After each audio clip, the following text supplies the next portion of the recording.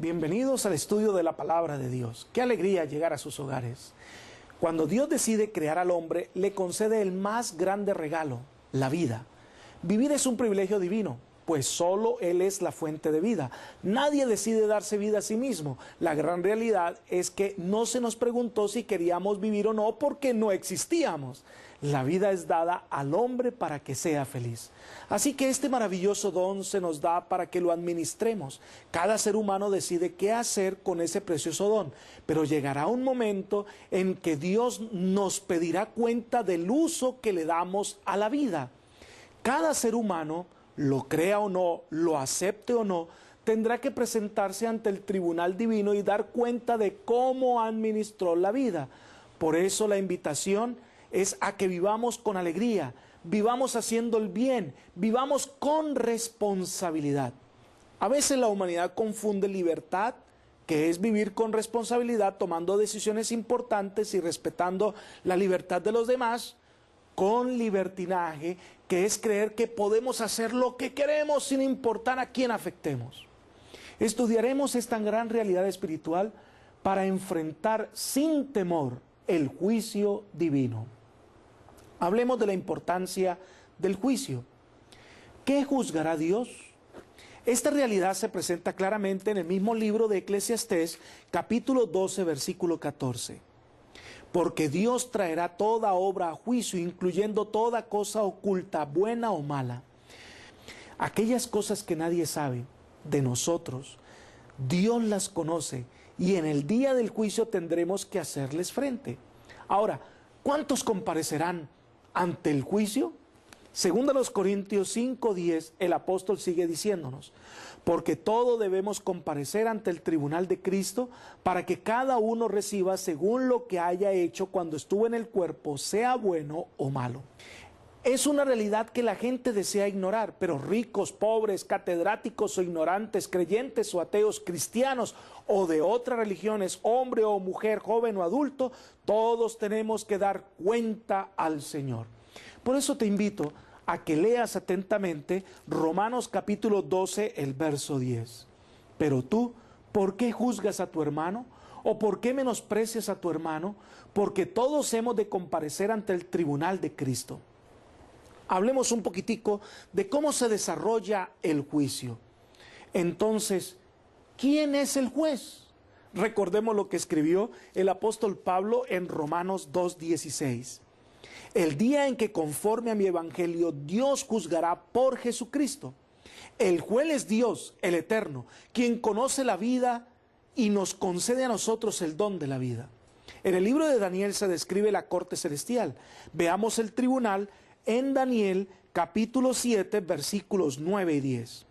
Mientras yo miraba, fueron puestos tronos, y un anciano de muchos días se sentó. Su vestido era blanco como la nieve, y el cabello de su cabeza como lana pura. Su trono llama de fuego, y sus ruedas fuego ardiente. Un río de fuego salía delante de él, millares de millares le servían, y millones de millones asistían ante él. El tribunal se sentó en juicio, y los libros fueron abiertos. En este tribunal, los testigos y el juez están presentes. Ahora, Jesús presenta una realidad interesante. Evangelio según San Juan, capítulo 5, versículo 22. Además, el Padre a nadie juzga, sino que confió todo el juicio al Hijo. En otras palabras, es nuestra relación con Jesús lo que determinará el resultado del juicio. Cristo obró la salvación del hombre, le da al hombre la segunda oportunidad. Al aceptar o rechazar el don de la salvación, determinará el resultado final del juicio. Pero, ¿dónde están registradas nuestras acciones?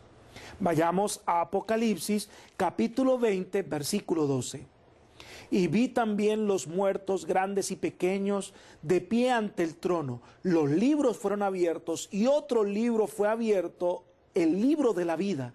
Y los muertos fueron juzgados según sus obras por las cosas que estaban escritas en los libros. Saben, en la corte celestial hay libros que llevan el registro de nuestra vida.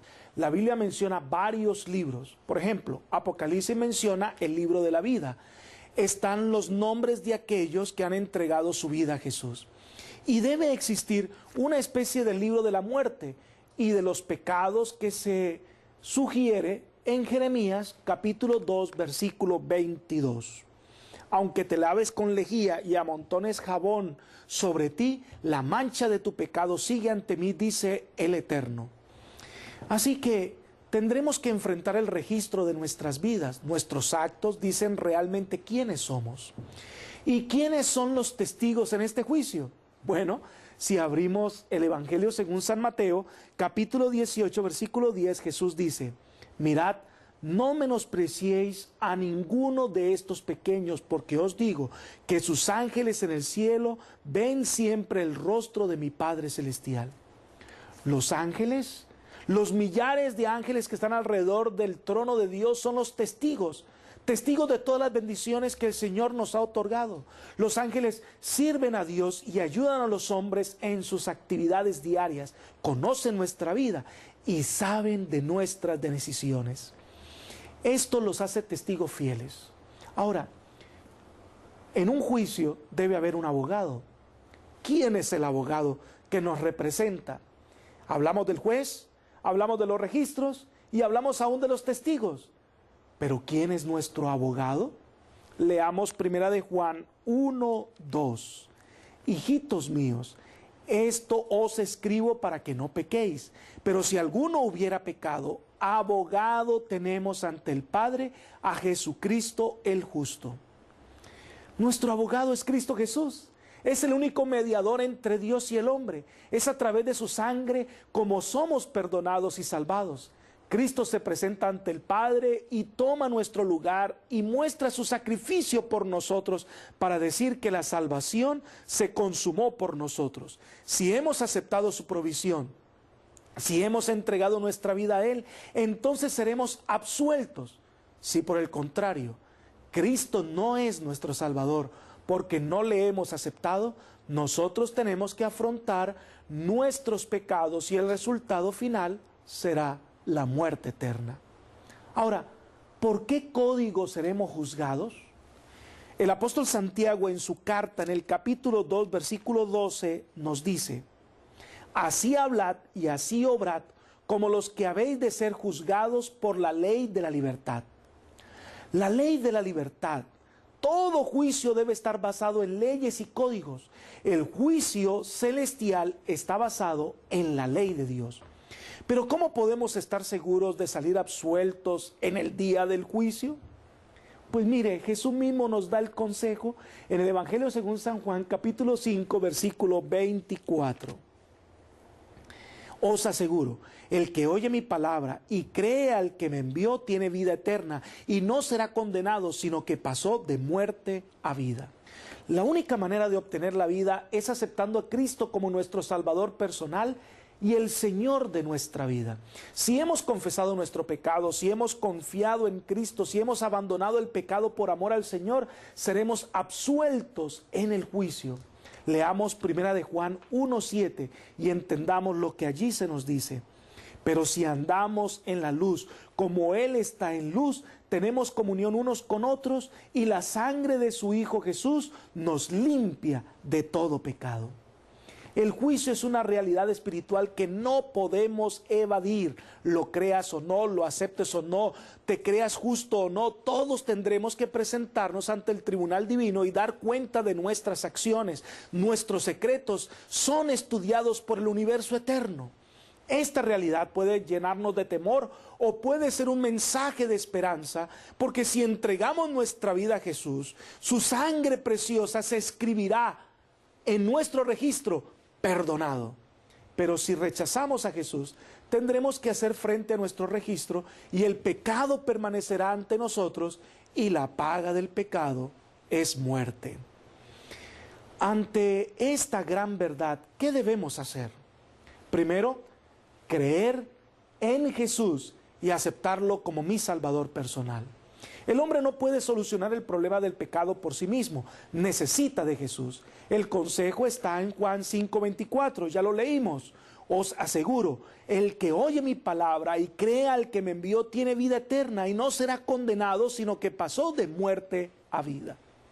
La vida eterna es un regalo divino que Dios ofrece y se adquiere cuando Cristo es el Rey de nuestro corazón.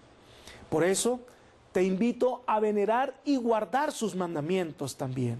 La salvación requiere una conversión, un cambio en las actitudes de la vida. Por eso la obediencia por amor a Dios es importante.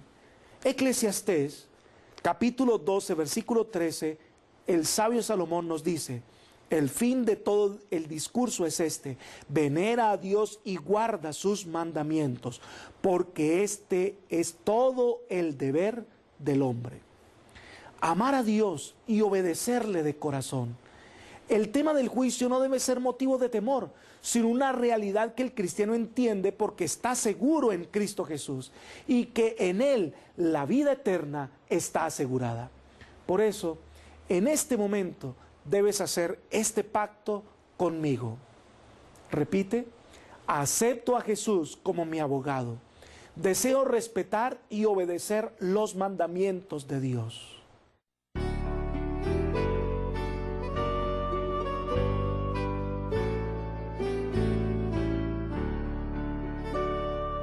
Salvador, a ti me rindo, obedezco solo a ti, mi guiador, mi fortaleza, todo encuentro Cristo en ti. Yo me rindo a ti, yo me rindo a ti. Mi flaqueza, mis pecados, todo rindo a ti. A tus pies, Señor, entrego bienes, goces y placer. Que tu espíritu me llene y de ti sienta el poder. Yo me rindo a ti, yo me rindo a ti. Mi flaqueza, mis pecados, todo rindo a ti. Oh, qué gozo encuentro en Cristo, cuánta paz a mi alma da. A su causa me consagro y su amor mi amor será. Yo me rindo a ti, yo me rindo a ti. Mi flaqueza, mis pecados, todo rindo a ti. ¿Sabes? No tienes nada que temer. Jesús está allí para salvarte. Dale hoy tu corazón y tu vida será diferente. Elevemos esta oración a nuestro Dios. Querido Señor, gracias por el plan de la salvación. Gracias porque envías el poder de tu Santo Espíritu para que la victoria sea una realidad en nuestra vida y podamos de esta manera ser verdaderos hijos tuyos. Ayúdanos a vivir sin temores y ayúdanos a confiar siempre en tu amorosa dirección. Bendiciones que pedimos en el nombre de Cristo Jesús. Amén.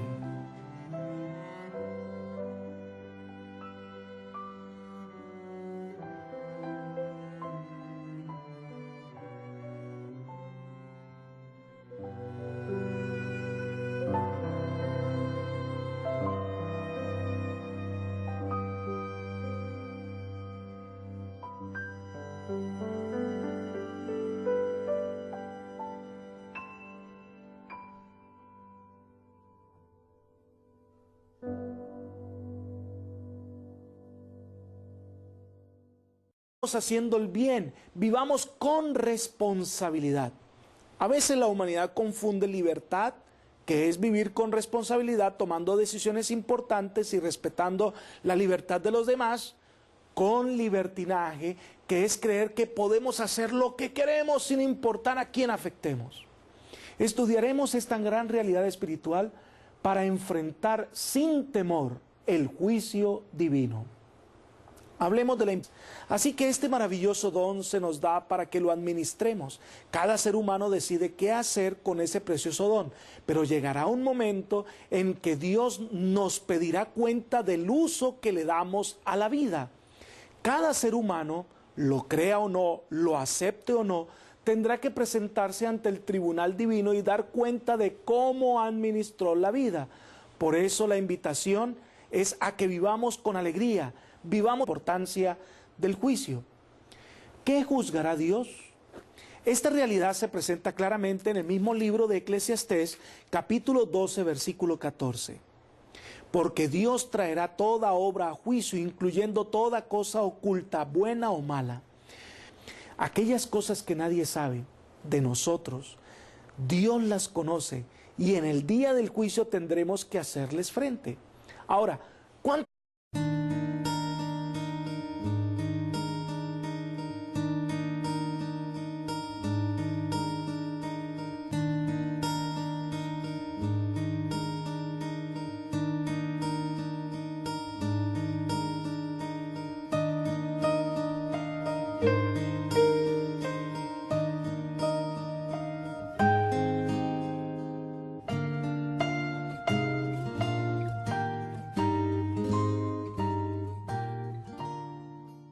Bienvenidos al estudio de la palabra de Dios. Qué alegría llegar a sus hogares. Cuando Dios decide crear al hombre, le concede el más grande regalo, la vida. Vivir es un privilegio divino, pues solo Él es la fuente de vida. Nadie decide darse vida a sí mismo. La gran realidad es que no se nos preguntó si queríamos vivir o no porque no existíamos. La vida es dada al hombre para que sea feliz.